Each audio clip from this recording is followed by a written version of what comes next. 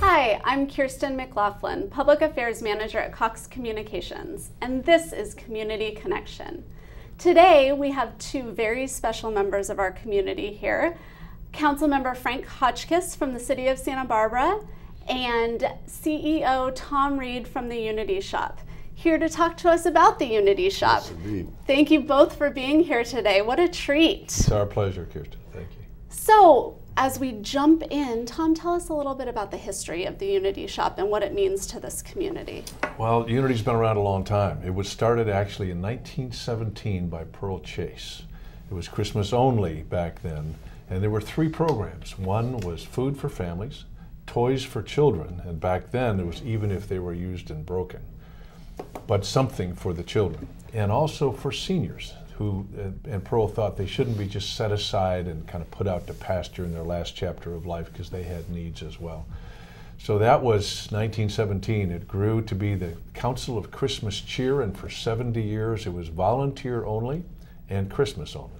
And then Barbara Tellison, who's been with us for 40 years now, has inherited it from Pearl Chase. She volunteered for 20 years and evolved it into a year-round program with Kenny Loggins' assistance, and evolved to 10 programs now, and it's grown to about 21,000 people a year we take care of at the Unity Shop. Wow, and I know recently you all have gone through a big move. I think we have a video about your new facility. It's brand new. It's at 1401 Chapala Street, and we invite the entire public to come down and see it. We're quite proud of it. That's great. Let's go to that video now. This is a wonderful building. When you first walk in on Chapala Street, you will come to a window where clients check in there and the volunteers check in. As you turn around, there's an entry into the waiting room, which is sponsored by the Chumash Indians.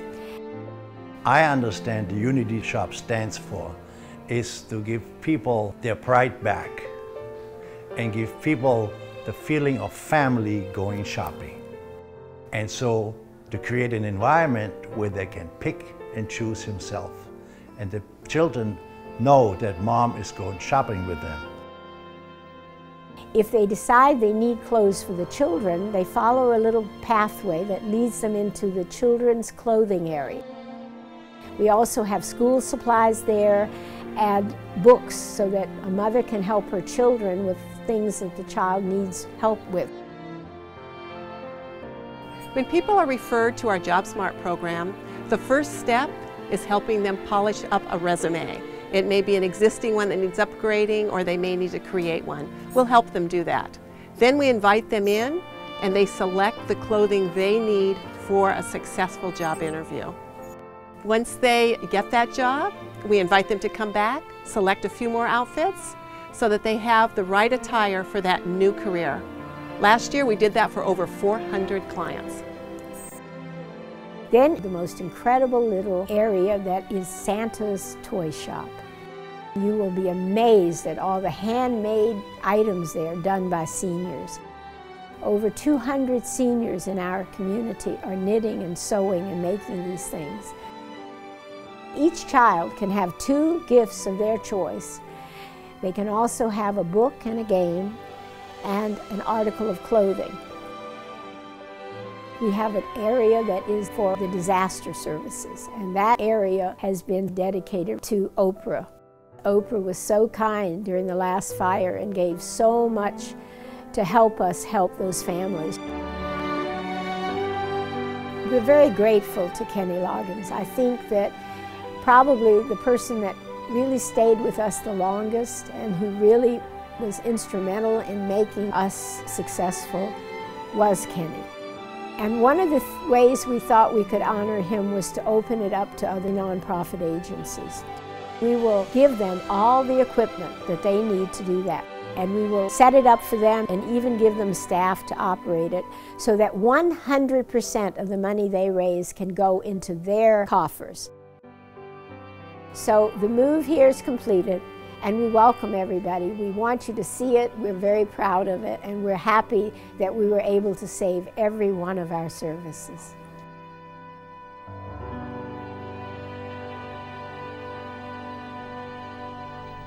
And Frank, how long have you been involved in Unity Shop?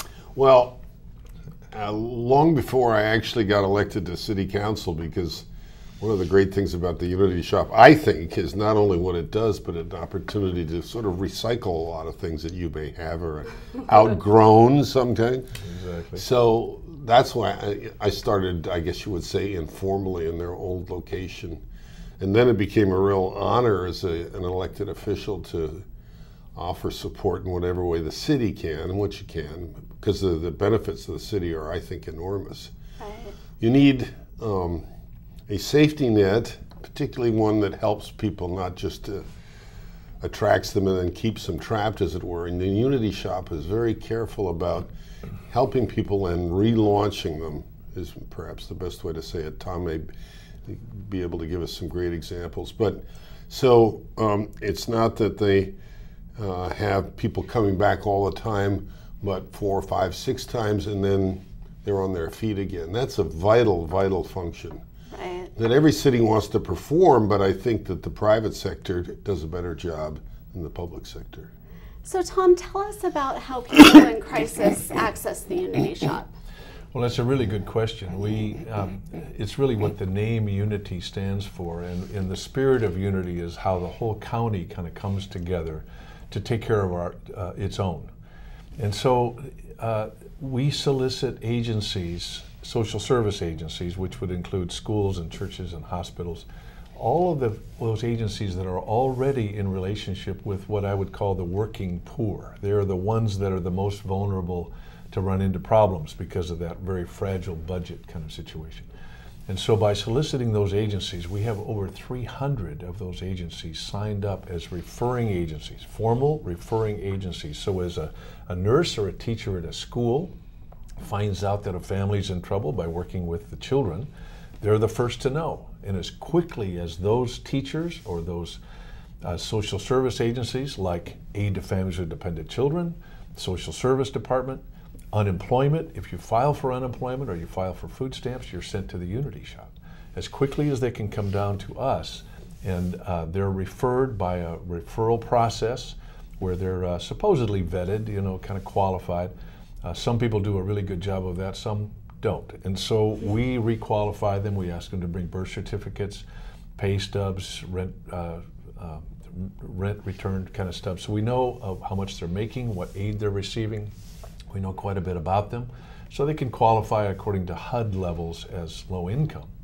But it's not a police state. We're not saying we got a quota, no, you don't qualify. It's not like that. We need to be able to cross-refer them between all the programs that we have. Almost all of them need food.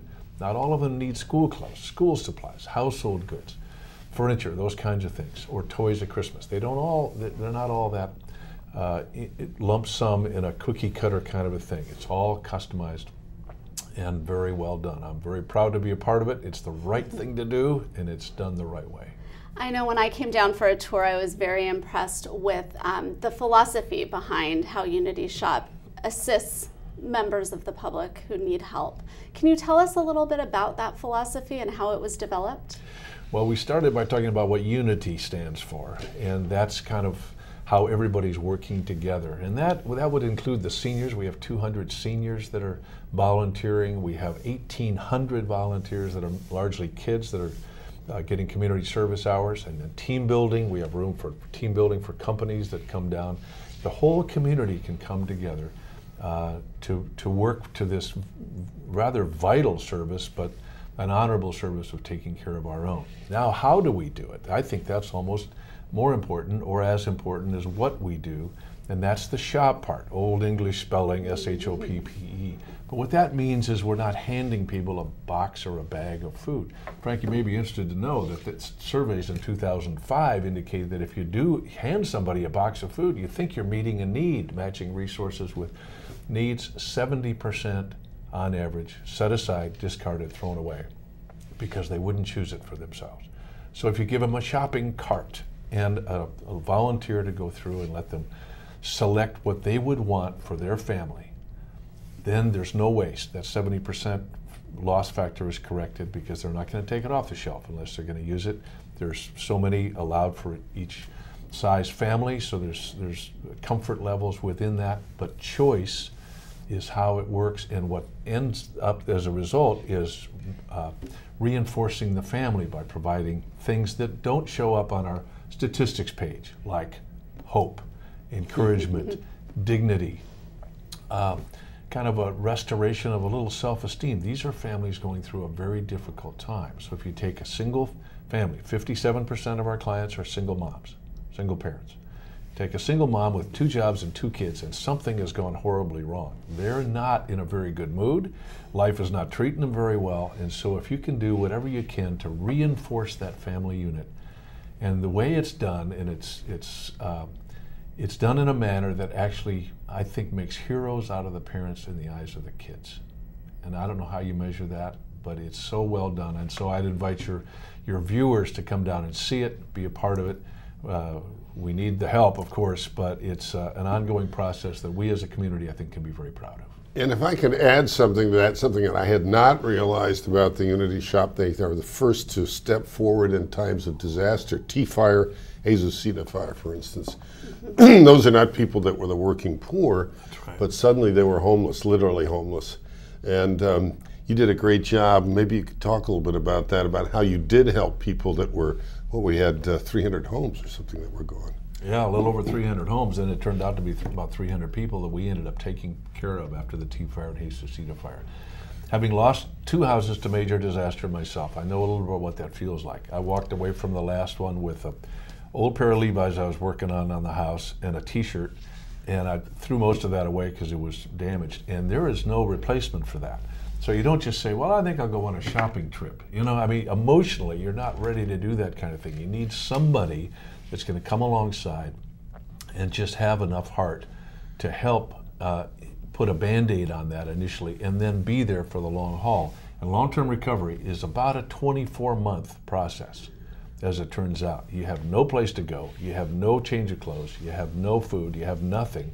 And if you lose all your documents and all the insurance papers, all the rest of it, many people didn't have insurance after the T-Fire and Azucena Fire. But because Unity is the go-to agency, and we're already in the process of taking care of needs of families, it's a natural thing for the Unity Shop to be called on for long-term recovery. And that's our role, and we're proud of that. We can't do it alone. What we are is a distribution facility, a central distribution facility for the county. And every city in America needs that. Few have that.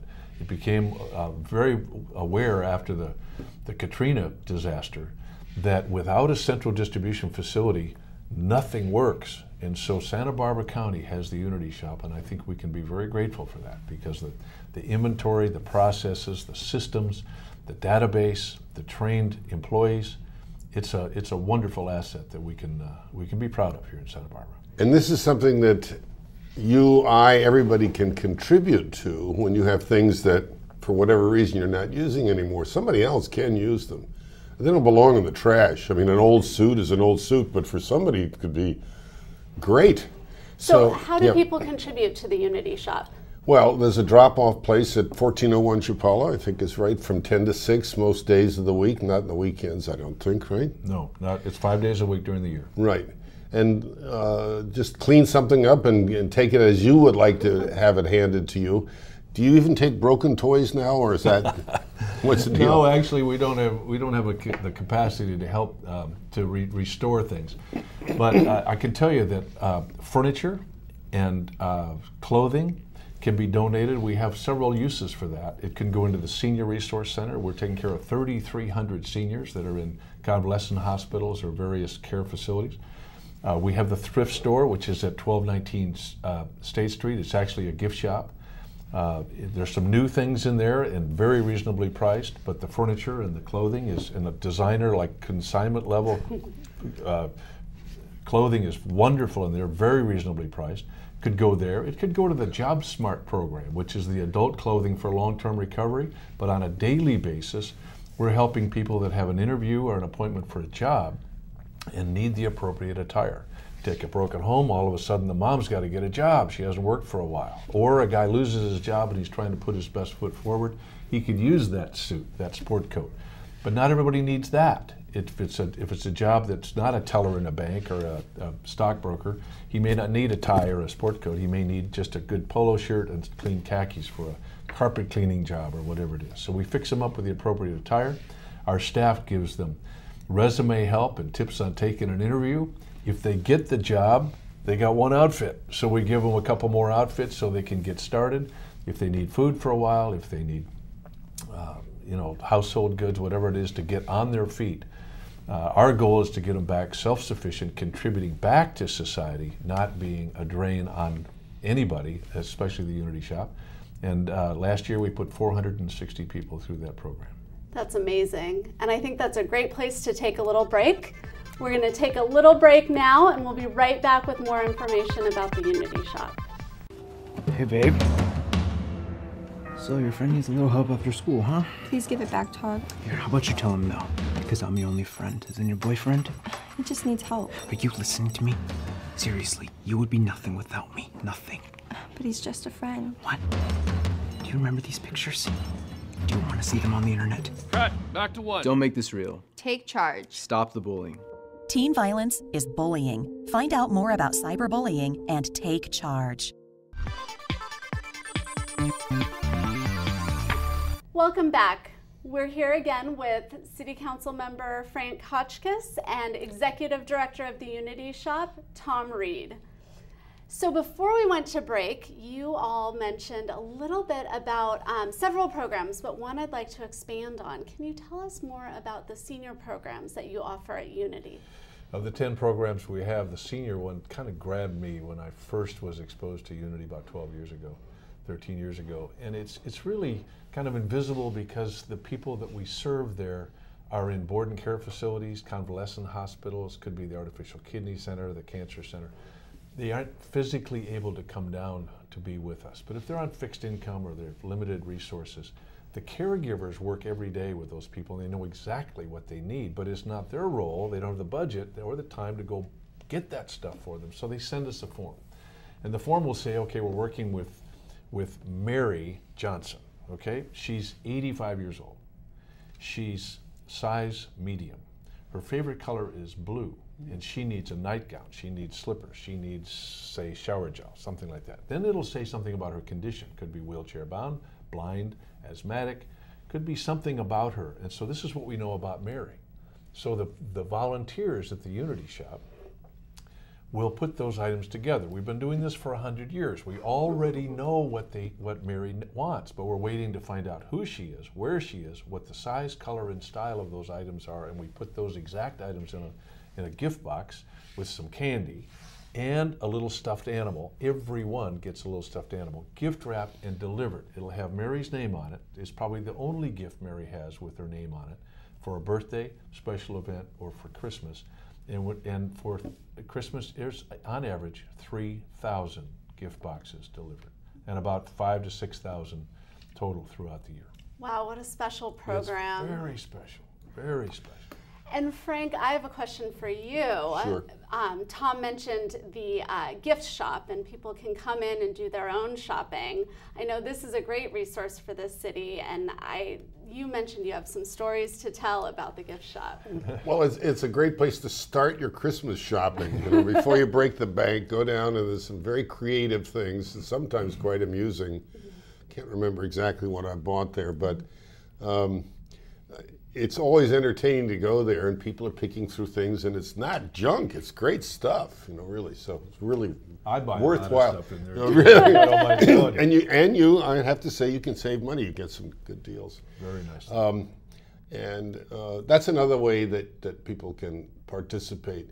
One thing Tom just said was really poignant. I don't know if you heard it the way I did, but he said that these seniors to whom they give gifts with their name on is probably the only gift they get with their name on it. So, you know, being lonely at any point in your life is tough, but as you're older and older, that's a great service. Not only the physical contributions, but the thought that goes behind it. You know, that can make not only your whole day, but your whole year maybe. Right, and I think that's part of what's so special about Unity is the thought that goes behind everything you all do.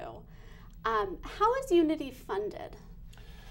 Well, it's a really good question, and it comes with a big question mark because we don't have a stable full of major donors. It's a little bit from a lot of people.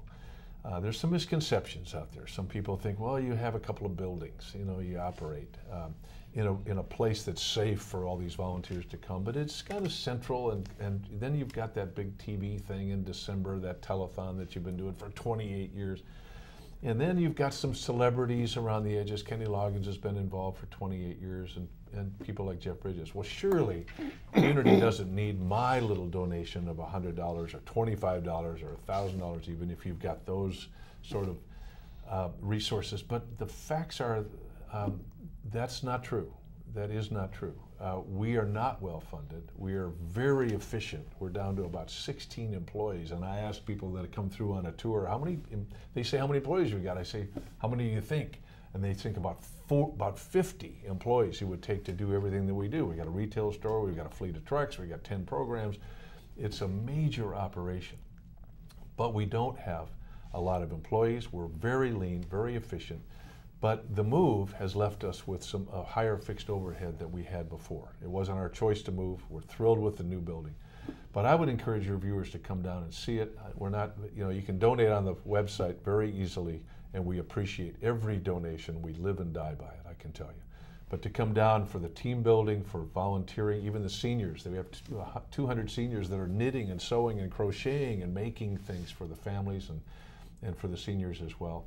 Team building, volunteer groups coming down just to see it, a tour at 1219 State Street or 1401 Chapala, either one. Love to have them. In a sense, they suffer from their own success, if I can put it that way, because everybody knows the name Unity Shop and therefore assumes it's fine.